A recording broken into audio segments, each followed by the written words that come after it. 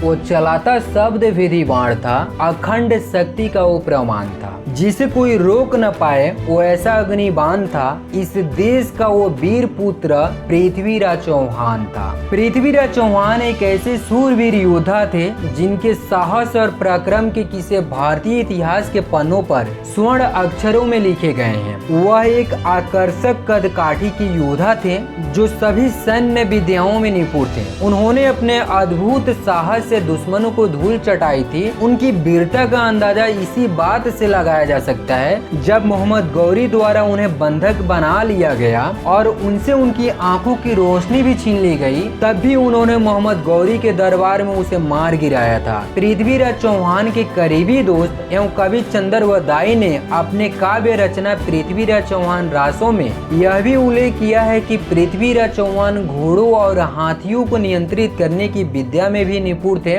तो चलिए विस्तार से जानते हैं इतिहास का वो रियल पहलू।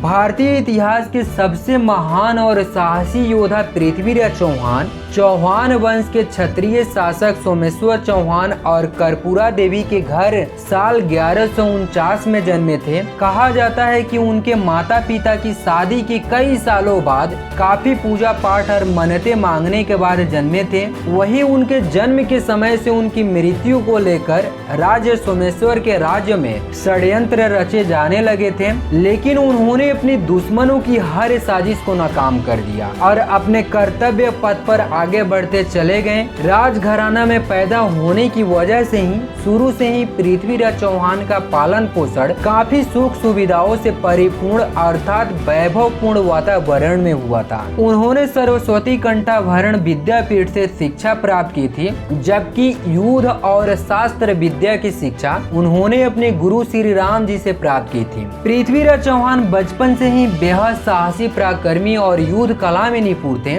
शुरुआत से ही पृथ्वीराज चौहान ने शब्द विधि बाण चलाने की अद्भुत कला सीख ली थी, जिसमें वह बिना देखे आवाज के आधार पर बाण चला सकते थे और सटीक निशाना लगा सकते थे।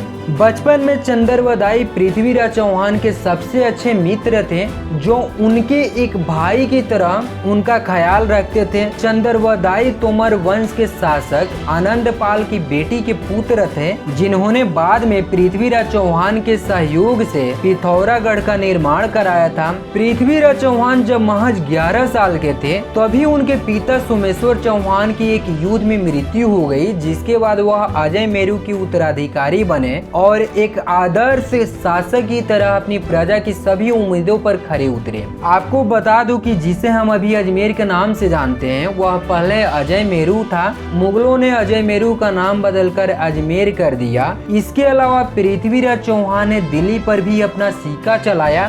दरअसल उनकी मां कर्पूरा देवी अपने पिता आनंदपाल की इकलौती बेटी थी, इसीलिए उनके पिता ने अपने दामाद और अजमेर के शासक सोमेश्वर चौहान ने पृथ्वीराज चौहान की प्रतिभा को भांपते हुए अपने साम्राज्य के उत्तराधिकारी बनाने की इच्छा प्रकट की थी, जिसके तहत 1166 में उनके नाना आनंदपाल की मृत्यु के बाद पृथ्वीराज चौहान दिल्ली के राज सिंहासन पर बैठे और कुशलता पूर्वक उन्होंने दिल्ली की सत्ता संभाली। एक आदर्श राजा के तौर पर उन्होंने अपनी साम्राज्य की मजबूती देने के लिए वही कार्य किया और इसके विस्तार करने के लिए कई अभियान भी चलाए। इस प्रकार वह एक वीर योद्धा एवं लोकप्रिय शासक के तौर पर पहचाने जाने लगे। पृथ्वीराज चौहान और संयोगिता की प्रेम कहानी की आज भी मिसाल दी जाती है और उनकी प्रेम कहानी पर कई टीवी सीरियल्स और कई फिल्में भी बन चुकी हैं। एक और फिल्म बनी है पृथ्वीराज। बॉलीवुड के फेमस एक्टर अक्षय कुमार ने पृथ्वीराज चौहान की भूमिका निभाई है और उनके साथ राजकुमारी संयोगिता के रोल में 2017 में मिस वर्ल्ड बनी मानुषी छिल्लर मुख्य किरदार में है।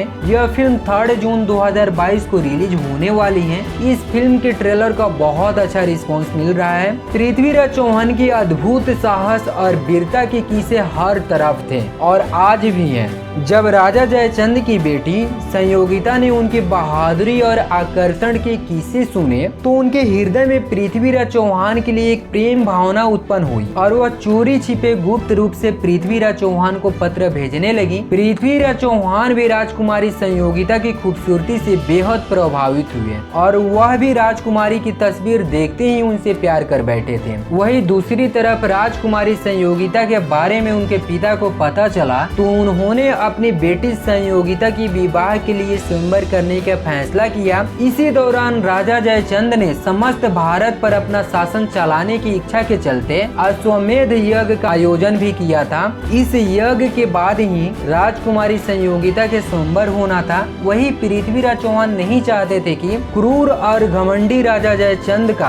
भारत में प्रभुत्व हो, इसीलिए उन्होंने राजा जयचंद का विरोध भी किया था, जिससे राजा जयचंद के मन में पृथ्वीराज के प्रति घृणा और भी ज्यादा बढ़ गई। जिसके बाद उन्होंने अपनी बेटी के स्वयंवर के लिए देश के कई छोटे बड़े महान योद्धाओं को न्योता दिया, लेकिन पृथ्वीराज चौहान को अपमानित करने के लिए न्योता नहीं भेजा और द्वारपालों के स्थान पर पृथ्वीराज चौहान की मूर्ति लगा दी। वही पृथ्वीराज चौहान जयचंद की चालाकी को समझ गए और उन्होंने अपनी प्रेमिका को पाने के लिए एक गुप्त योजना बनाई। उस समय हिंदू धर्म में लड़कियों को अपना मनपसंद वर चुनने का अधिकार था और आज भी है। वही अपने स्वयंवर में जिस किसी के गले में भी वरमाला डालती उसकी रानी बन सकती थी। स्वयंवर के दिन जब कई बड़े बड़े राजा अपने सौंदर्य के लिए पहचाने जाने वाली राजकुमारी संयोगिता से विवाह करने के लिए शामिल हुए, उसी समय स्वयंवर में जब संयोगिता अपने हाथों में वरमाला लेकर एक एक कर सभी राजाओं के पास से गुजरी, उनकी नजर द्वार पर पड़ी पृथ्वीराज चौहान की मूर्ति पर पड़ी। तब उन्होंने द्वार पर खड़ी पृथ्वीराज चौहान की मूर्ति पर वरमाला डाल दी, जिसे देखकर स्वयंवर में आए सभी राजा खुद को अपमानित महसूस करने लगे। वही पृथ्वीराज चौहान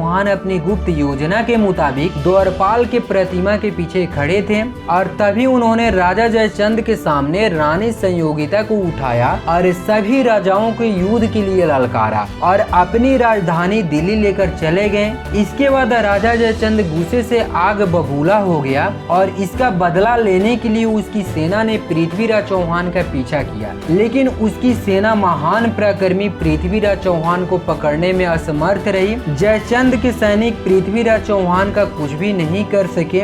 इसके बाद राजा जयचंद और पृथ्वीराज चौहान के बीच साल 1189 और 1190 में भयंकर युद्ध हुआ। दूरदर्शी शासक पृथ्वीराज चौहान की सेना बहुत बड़ी थी, जिसमें करीब 3 लाख सैनिक और 300 हाथी थे। उनकी विशाल सेना में घोड़ों की सेना का खास महत्व था। पृथ्वीराज चौहान ने अपनी इस विशाल सेना की वजह से न सिर्फ युद्ध जीते, बल्कि वह अपने राज्य के विस्तार करने में भी कामयाब रहे। वही पृथ्वीराज चौहान जैसे जैसे युद्ध जीतते गए, वैसे वैसे अपनी सेना को भी आगे बढ़ाते गए। चौहान वंश के सबसे बुद्धिमान और दूरदर्शी शासक पृथ्वीराज चौहान ने अपने शासन काल में अपने राज्य को एक नए मुकाम पर पहुंचा दिया था। उन्होंने अपने राज्य में अपनी कुशल नीतियों के चलते अपने राज्य के विस्तार करने में कोई कसर नहीं छोड़ी थी। पृथ्वीराज चौहान पंजाब में भी अपना शासन जमाना चाहते थे, लेकिन उस दौरान पंजाब में मोहम्मद शहाबुद्दीन गौरी का शासन था।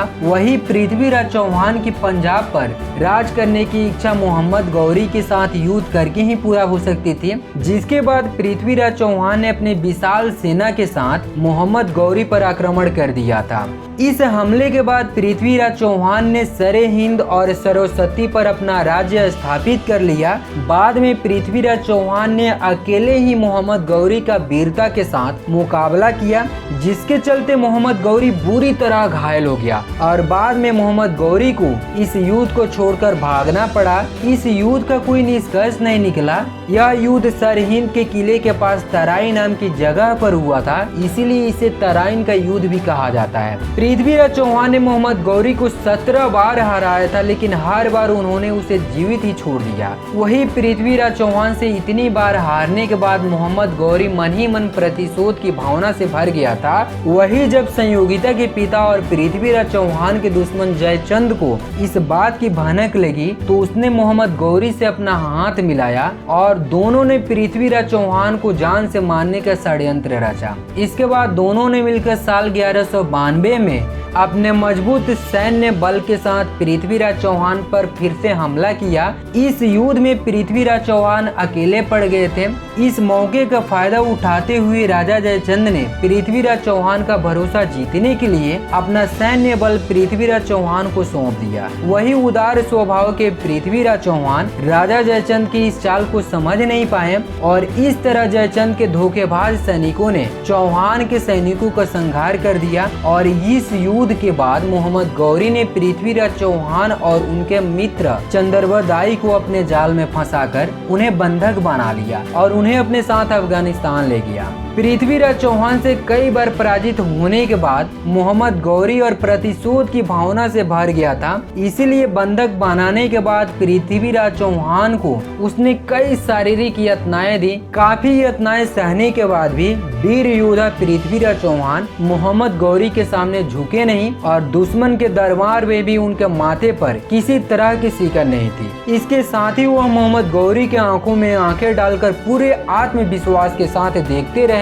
जिसके बाद गौरी ने उन्हें अपनी आंखें नीचे करने का आदेश भी दिया। लेकिन इस राजपूत योद्धा पर तनिक भी प्रभाव नहीं पड़ा, जिसको देखकर मोहम्मद गौरी के क्रोध 7वें आसमान पर पहुंच गया और उसने पृथ्वीराज चौहान की आंखें गर्म सलाखों से जला देने का आदेश दिया। यही नहीं, आंखें जला देने के बाद भी क्रूर शासक मोहम्मद गौरी ने उन पर कई जुल्म ढाए और अंत में पृथ्वीराज चौहान को जान से मार देने का फैसला किया। इससे पहले मोहम्मद गौरी की पृथ्वीराज चौहान को मार देने की साजिश कामयाब होती, पृथ्वीराज चौहान के बेहद करीबी मित्र और राजकवि चंद्रवदाई ने मोहम्मद गौरी को पृथ्वीराज चौहान की शब्दभेदी बाण चलाने की खूबी बताई। जिसके बाद मोहम्मद गौरी हंसने लगा कि भला एक अंधा व्यक्ति कैसे बाण चला सकता है। लेकिन बाद में गौरी अपने दरबार में तीरंदाजी प्रतियोगिता का आयोजन करने के लिए राजी हो गया। इस प्रतियोगिता में शब्दभेदी बाण चलाने के उस्ताद पृथ्वीराज चौहान ने अपने मित्र चंद्रवदाई के दोहे के माध्यम से अपनी अद्भुत कला दिखाई। यह दोहा कुछ इस प्रकार था: 4 बाज 24 गज, अंगुल अष्ट प्रमाण, ताऊ पर सुल्तान है, मत चुको चौहान। और भरी सभा में पृथ्वीराज चौहान ने चंद्रवदाई की दोहे की सहायता से मोहम्मद गौरी के दूरी और दिशा को समझते हुए गौरी के दरबार में ही उसका वध कर दिया। इसके बाद पृथ्वीराज चौहान और चंद्रवदाई ने अपने दुश्मनों के हाथों मरने के बजाय एक दूसरे पर बाण चलाकर अपनी जीवन लीला खत्म कर दी। वही जब रानी संयोगिता की इस बात की खबर लगी तो उन्होंने भी पृथ्वीराज चौहान के वियोग में अपने प्राण त्याग दिए। रणभूमि में शत्रु को हराने वाले, अपने जीवन का परचम बार बार लहराने वाले, रणभूमि में शत्रु को हराने वाले, अपने जीवन का परचम बार बार लहराने वाले चक्रवर्ती सम्राट पृथ्वीराज चौहान हमारे दिलों में हमेशा जिंदा रहेंगे और ऐसे वीर महापुरुष को हम नमन करते हैं। दोस्तों, आई होप कि यह वीडियो आपको पसंद आया होगा। प्लीज कमेंट कीजिए, वीडियो को लाइक शेयर सब्सक्राइब जरूर करें। ऐसे ही अपने लर्निंग को इम्प्लीमेंट करने के लिए देखते रहिए बायोग्राफिकल मोटिवेशन। फिर मिलते हैं नए वीडियो के साथ। Vande Mataram. Thank you for watching this video.